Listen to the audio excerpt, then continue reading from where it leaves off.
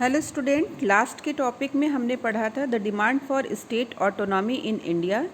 इसलिए जल्दी से वापस हम अपने टॉपिक पे आते हैं और इसके पार्ट 2 के बारे में बात करते हैं। तो demand for state autonomy in India part 2, राज्य स्वायत्तता की मांग, भाग 2 में बात करते हैं कि राज्यों से किस तरीके से स्टेट ऑटोनॉमी की डिमांड होने लगी थी। भारत में मार्क्सवादी दल, अकाली दल, नेशनल कॉन्फ्रेंस, तेलुगु देशम, अखिल भारतीय द्रविड़ मुनेत्र कड़गम दलों द्वारा शासित राज्यों में यानी साउथ इंडिया के राज्यों में समय समय पर केंद्रीय सरकार के अधिकारों में कटौती करके राज्य सरकारों के अधिकारों में वृद्धि किए जाने की मांग की जाने लगी। जनता पार्टी के शासनकाल में जितने भी गैर जनता पार्टी के मुख्यमंत्री थे, जैसे ज्योति बसु, प्रकाश सिंह बादल, शेख अब्दुल्ला, एमजी रामचंद्रन, देवराज अरस आदि ने भी मांग की कि केंद्र और राज्यों के संबंधों में संतुलन बनाए रखे जाने की आवश्यकता है और केंद्र के पास कुछ अधिकारों को छोड़कर बाकी सारे अधिकार राज्यों के पास होने चाहिए और राज्य को एक ऑटोनॉमी पोजीशन दिया जाना चाहिए। सबसे पहले पश्चिम बंगाल की कम्युनिस्ट सरकार ने इस चीज़ की डिमांड की और इसलिए वहाँ पर उसने एक डिटेल मेमोरेंडम तैयार किया और इस डिटेल मेमोरेंडम को तैयार करने के बाद उसने पश्चिम बंगाल के कैबिनेट से इसे पास करा लिया। पास कराने के साथ ही इसने और राज्य की सरकारों के पास भेजा और उस समय भारतीय संघ में मोरारजी देसाई की सरकार थी और उनके पास भी अपने मेमोरेंडम को भेजा और खुद भी मोरारजी देसाई से बातचीत किया और उन्हें सुझाव दिया कि सारे मुख्यमंत्रियों का एक सम्मेलन बुलाया जाए और उसमें इस मेमोरेंडम को रखा जाए। और इस मेमोरेंडम में क्या बातें थी जिसके आधार पर राज्य स्वायत्तता की मांग की जा रही थी, तो इस मेमोरेंडम में थी कि भारत को राज्यों का संघ न घोषित करके भारत को राज्यों का परिसंघ घोषित किया जाए। इसी में दूसरा पॉइंट था कि राज्य विधानसभाएं जो कानून पास करें उनमें किसी प्रकार की केंद्रीय अनुमति की आवश्यकता नहीं होनी चाहिए। एक और पॉइंट था कि राज्यों में कभी भी राष्ट्रपति शासन लागू ना किया जाए और संविधान के अनुच्छेद 356, 357 को, जिसके तहत भारतीय संघ के राष्ट्रपति को राज्यों की विधानसभाओं को भंग करने का अधिकार है, उसे समाप्त किया जाए। अगला पॉइंट था लोकसभा के समान राज्यसभा का प्रत्यक्ष निर्वाचन कराया जाए और 30 लाख से अधिक जनसंख्या वाले राज्यों को राज्यसभा में समान प्रतिनिधित्व देना होगा। नेक्स्ट पॉइंट था कि कुल सकल राष्ट्रीय आय जो है उसका 75% का भाग राज्य सरकारों को दिया जाए। नेक्स्ट था कि राज्य के सभी कर्मचारी राज्य सरकार के अधीन होंगे। राज्यों में आईएएस भारतीय प्रशासनिक सेवा तथा आईपीएस भारतीय पुलिस सेवा अधिकारी ना नियुक्त हों और इन पदों को समाप्त कर दिया जाए या आईएएस और आईपीएस जो केंद्रीय सेवा थी उनको राज्यों के अधीन कर दिया जाए। नेक्स्ट था कि राज्यों में स्वशासन के अधिकार के संरक्षण के लिए संविधान के आर्टिकल 248 में इस प्रकार संशोधन किया जाए जिससे किसी भी महत्वपूर्ण विषय पर कानूनन राज्य विधानसभाओं का पूर्ण अधिकार हो जाए। नेक्स्ट था मेमोरेंडम में कि संविधान के आर्टिकल 249 को कैंसिल कर दिया जाए, खत्म कर दिया जाए। और नेक्स्ट था कि योजना आयोग की कार्यप्रणाली में भी फेरबदल कर दिया जाना चाहिए। टैक्सेशन का सारा राइट राज्यों को मिलना चाहिए, वो कलेक्ट करे और टैक्स लगाए, दोनों राइट राज्यों को मिलना चाहिए। सेंट्रल कैबिनेट जो है कॉमर्स से रिलेटेड आर्टिकल 302 को राइट को ख़त्म कर देना चाहिए। और नेक्स्ट था कि कॉन्स्टिट्यूशन के आर्टिकल 200 और 201 को भी ख़त्म किया जाना चाहिए। नेक्स्ट था कि राज्य की क्षमता अनुसार राज्य विधानसभाओं को केंद्र के समकक्ष सार्वभौम क्षमता मिलनी चाहिए। तो ये तो पश्चिम बंगाल की तरफ से स्टेट ऑटोनॉमी की डिमांड हुई और उन्होंने अपने मेमोरेंडम में तत्कालीन भारतीय संघ कि सरकार को अपने राय दिए, सुझाव दिए कि स्टेट को इतना मजबूत बनाए जाने की आवश्यकता है। इसी तरीके का डिमांड जो है तमिलनाडु की डीएमके और अन्ना डीएमके सरकार भी स्टेट ऑटोनॉमी के लिए उन्होंने किया।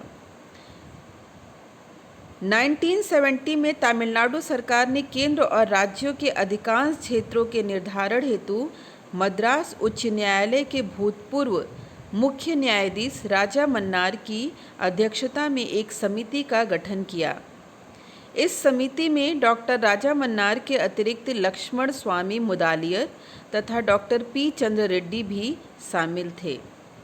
स्टेट ऑटोनॉमी के परिप्रेक्ष्य में राजा मन्नार समिति ने भी अपने कुछ सुझाव रखे। उन सुझाव में प्रमुख था, पहला था एक अंतर्राज्यीय परिषद स्थापित की जाए, यानी इंटर स्टेट काउंसिल का प्रोविज़न किया जाए, जिसका प्रेसिडेंट प्राइम मिनिस्टर हो तथा बाकी सारे राज्यों के चीफ मिनिस्टर भी उसमें मेंबर हों। और इसी काउंसिल से परामर्श किए बिना संसद में ऐसा कोई भी विधेयक प्रस्तुत ना किए जाए जिससे एक या अधिक राज्य प्रभावित होते हों। इस मेमोरेंडम में ये भी सुझाव दिया गया कि योजना आयोग को समाप्त कर दिया जाए तथा उसके स्थान पर एक संवैधानिक निकाय स्थापित किया जाए, जिसमें राज्यों को सलाह देने के लिए विज्ञान, तकनीकी, कृषि और अर्थ विशेषज्ञ हों। राज्यों के अपने योजना मंडल हों जो उन्हें परामर्श देने का कार्य करें। नेक्स्ट पॉइंट उनके मेमोरेंडम में था कि फिनांस कमीशन को परमानेंट बेसिस पे इस्टेब्लिश्ड किया जाए और राज्यों के पक्ष में करों को पहले से अधिक कर दिया जाए ताकि उनकी केंद्र पे निर्भरता, डिपेंडेंसी कम से कम हो सके।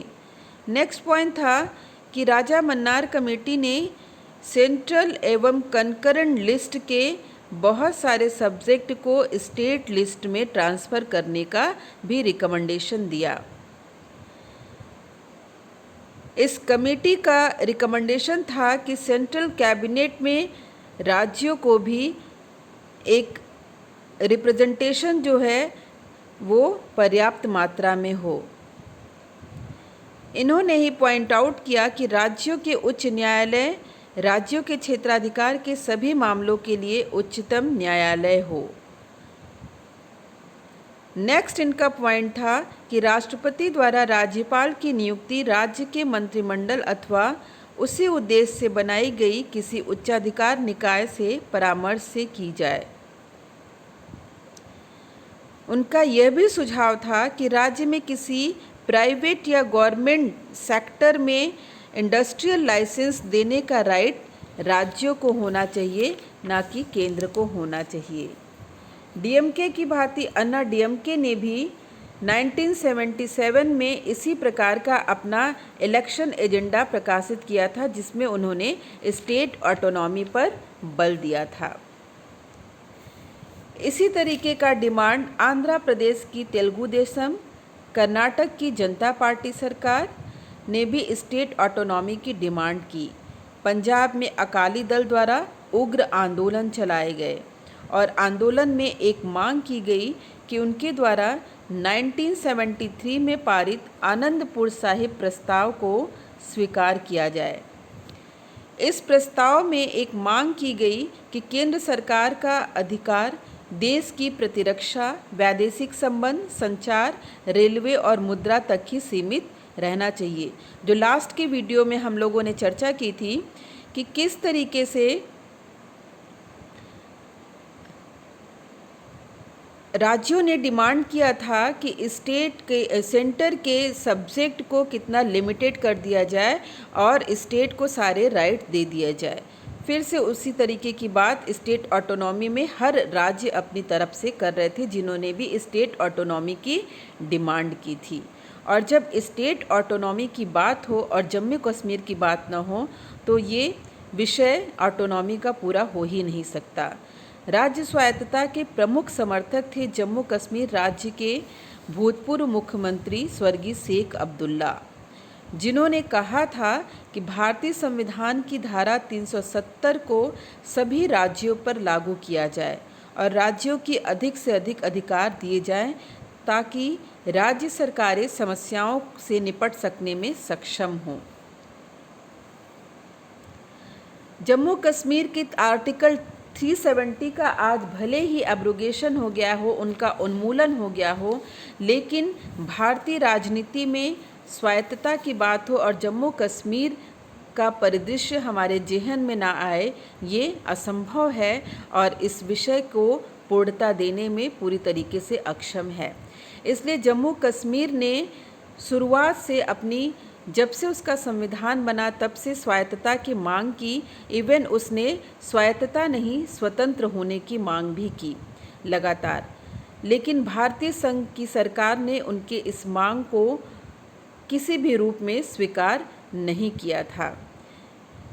जम्मू कश्मीर ने अपनी ऑटोनॉमी से रिलेटेड एक कमेटी तैयार किया था और उस कमेटी का रिपोर्ट उन्होंने दिया था भारत सरकार को। तो वो कमेटी की रिपोर्ट क्या थी?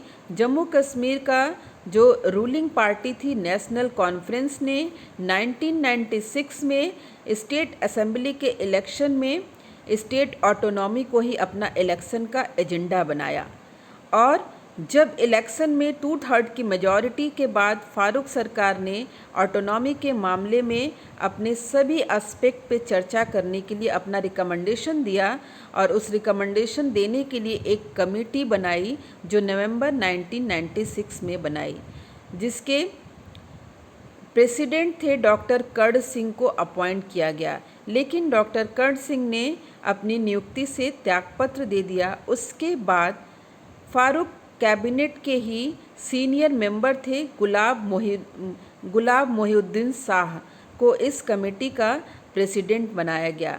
अप्रैल 99 में इस कमेटी ने अपना रिपोर्ट दिया। जून 2000 में चीफ मिनिस्टर फारूक अब्दुल्ला ने ऑटोनॉमी कमेटी की विवादास्पद रिपोर्ट पर चर्चा करने के लिए जम्मू कश्मीर विधानसभा का एक स्पेशल सेशन भी बुलाया। इसमें बात की गई कि इस कमेटी में जो सारी बातें थी जिसको भारत सरकार के समक्ष रखना था, उसमें क्या बातें थी? इन्होंने अपनी ऑटोनॉमी से रिलेटेड जो डिमांड किया था उसमें था, पहला था पॉइंट कि राज्य का अपना पृथक संविधान हो। दूसरा पॉइंट था रक्षा, विदेश और दूरसंचार के मामले केंद्र के अधीन हो, लेकिन इसके अलावा सारे मामले पर फैसले का अधिकार राज्य का होना चाहिए। तीसरा पॉइंट था मुख्यमंत्री का पद समाप्त कर उसकी जगह वजीरे आजम का पद हो। चौथा पॉइंट था मूल अधिकारों को पैरा 3 से हटा दिया जाए और राज्य संविधान में उनके लिए अलग से एक नया अध्याय हो। चौथा पॉइंट था भारत के संविधान में अनुच्छेद 246 में किए गए सभी संशोधन को निरस्त किया जाए। अगला पॉइंट था आपातकाल की घोषणा किए जाने पर राज्य की विधानसभा से 2 माह के भीतर उसका अनुमोदन कराया जाना अनिवार्य हो और ऐसा न होने पर आपातकाल को निरस्त माना जाए। केंद्र सरकार द्वारा किए गए चुनाव संबंधी परिवर्तन निरस्त किए जाए और राज्यों में चुनाव कराने के बारे में तथा उसमें किसी परिवर्तन के बारे में पूरा अधिकार राज्य के पास हो। नेक्स्ट पॉइंट था वित्त, संपत्ति करार और मुकदमे के मामले में समिति ने सुझाव दिया कि इन मामलों पर 1952 में हुए दिल्ली समझौते के अंतर्गत राज्य सरकार और केंद्र सरकार के प्रतिनिधियों के बीच विचार विमर्श किया जाए। नेक्स्ट पॉइंट था भारत के संविधान के 21वें भाग से अस्थायी शब्द को हटा दिया जाए और अनुच्छेद 370 के शीर्षक में उल्लिखित अस्थायी शब्द के स्थान पर विशेष शब्द शामिल किया जाए। नेक्स्ट था कि राज्य के संबंध में भारतीय संविधान के आर्टिकल 218, 220, 222 और 226 को निरस्त किया जाए। इनके स्थान पर जम्मू कश्मीर संविधान प्रथम संशोधन 1959 के पूर्व की स्थिति राज्य में बहाल की जाए। बहाल की जाए। 4 जुलाई 2000 को कैबिनेट मिनिस्टर ने जम्मू कश्मीर विधानसभा द्वारा पारित ऑटोनॉमी कमेटी के प्रपोजल को नामंजूर कर दिया। कैबिनेट का मानना था कि यह प्रस्ताव स्वीकार करने योग्य नहीं है, क्योंकि प्रस्ताव को स्वीकार करना भारत को पीछे की ओर लौटने जैसा था। इससे ऐसी प्रवृत्तियों को बढ़ावा मिलेगा जो देश की एकता के हित में नहीं है। ये तो बात हुई कि जम्मू कश्मीर, तमिलनाडु, पश्चिम बंगाल, आंध्र प्रदेश, पंजाब, इन सारे राज्यों ने किस तरीके से स्टेट ऑटोनॉमी की बात की, और हाल के वर्षों में तेलंगाना भी इस तरीके से अलग हुआ है। लेकिन अब जम्मू कश्मीर का मुद्दा 370 का प्रोविज़न आज फिलहाल भारतीय राजनीति को एक अखंड राजनीति में बदल चुका है। 370 का एब्रोगेशन हो चुका है और भारत एक तरीके से एक स्टेट ऑटोनॉमी के मुद्दे को मानते हुए भी स्टेट ऑटोनॉमी में जम्मू कश्मीर का जो सॉवरेन स्टेट बनने की उनका अपना एक इच्छा था, उस पर पूर्ण विराम लग चुका है। भारतीय राजनीति में केंद्र राज्य संबंधों का इस तरीके से उथल पुथल रहा। उसके बाद इन सारे मुद्दों को देखने के बाद 24 मार्च 1983 को केंद्र सरकार द्वारा केंद्र राज्य संबंधों पर पुनर्विचार करने के लिए सरकारिया आयोग की नियुक्ति की गई, जिसके बारे में उन्होंने अपना रिपोर्ट दिया। अक्टूबर 1987 में उन्होंने अपना रिपोर्ट दिया सरकारिया आयोग ने। उन्होंने केंद्र राज्य संबंधों को सुधार करने के लिए अपने कुछ रिकमेंडेशन दिए। उस रिकमेंडेशन में था कि आयोग ने अपने रिपोर्ट में यह बताया कि केंद्र राज्यों के विशेषाधिकार छीन रहा है, उनके क्षेत्र में दखल कर रहा है और विषयों की राज्य सूची को कम करके समवर्ती सूची का विस्तार कर संविधान का उल्लंघन कर रहा है। आयोग ने इस बात की पुष्टि में कई अधिसूचनाओं का उल्लेख किया। उदाहरण के तौर पर केंद्र ने धीरे धीरे 85% उद्योग अपने हाथ में ले लिए हैं, जबकि संविधान लागू होने के प्रारंभिक वर्षों में राज्यों को काफ़ी अधिकार प्राप्त थे। संवैधानिक व्यवस्था विफल होने की आड़ में केंद्र ने जिस तरह अनुच्छेद 356 के तहत राज्यों में समय समय पर सत्ता प्राप्त की, उसकी आयोग ने कड़ी आलोचना की। रिपोर्ट में यह भी कहा गया कि इस समय राज्यों में राष्ट्रपति शासन लागू करने के लिए न तो केंद्र जवाबदेह है और न राज्यपाल, जो अपने हाथ में शासन के अधिकार लेता है। आयोग ने सुझाव दिया कि नियमों को संहिताबद्ध किया जाने की ज़रूरत है, जो राज्यपालों को दिशा निर्देश दे सके। आयोग ने सिफारिश की कि एक इंटर स्टेट काउंसिल का गठन किया जाए, जिसका संविधान के अनुच्छेद 263 में पहले से ही प्रावधान है, और इंटर स्टेट काउंसिल के सहायता के लिए एक परमानेंट सेक्रेटरीट व कई इस तरीके की परमानेंट कमिटीज़ भी बनाई जाएं, ताकि केंद्र व राज्यों के बीच एक निरंतर संपर्क बना रहे और समस्याओं का समाधान हो सके।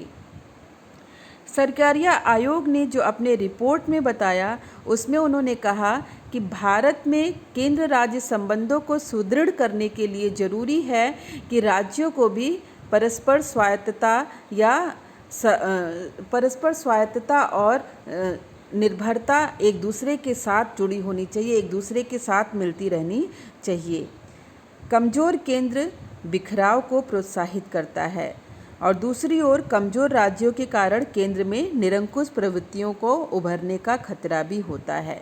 इसलिए स्थिति ऐसी होनी चाहिए जिससे राज्यों को भी अपने आप में पूरा एक विश्वास हो कि उनके पास संसाधन है, उनके पास वो स्वायत्तता है जिससे वो अपने राज्य की विकास को गति दे सके, और केंद्र को भी ये विश्वास होना चाहिए कि वो राज्यों के साथ जिस तरीके से सौहार्दपूर्ण तरीके से रहेगा, एक मजबूत केंद्र तभी स्थापित हो सकेगा बिना किसी विवाद के, बिना किसी समस्या के। तो आवश्यकता है कि राष्ट्रीय एकता व सुरक्षा की दृष्टि से केंद्र के सशक्त होने की आवश्यकता पूरी तरीके से है। और तो दूसरी तरफ जनहित कार्यों के विस्तार एवं सेवाओं को क्षमतावान बनाने के लिए राज्यों को भी अधिकारपूर्ण होना जरूरी है। अतः राज्यों की स्वायत्तता एवं उनके शासनाधिकार के विस्तार का प्रश्न पूरी तरीके से सही भी है अगर उसको अपने सकारात्मक रूप में देखा जाए। राज्य स्वायत्तता के नाम पे संप्रभुता का आड़ न लेने लगे, ये राज्य के लिए नकारात्मक हो जाएगा। फिर इस प्रश्न पर विचार करते समय, राज्य की स्वायत्तता संबंधी प्रश्न पर विचार करते समय देश की स्थिति, उसका अनुभव, देशवासियों की आकांक्षा, उसकी आवश्यकताओं को आधार बनाए जाने की आवश्यकता है।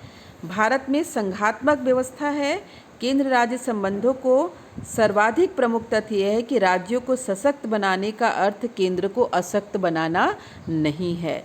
इसलिए केंद्र राज्य संबंध में जब भी समस्या आएंगी, दोनों को मिलजुल कर देश की जनता की भावनाओं के अनुसार सुलझाना होगा, तभी समुचित रूप से एक अखंड भारत का निर्माण हो सकता है।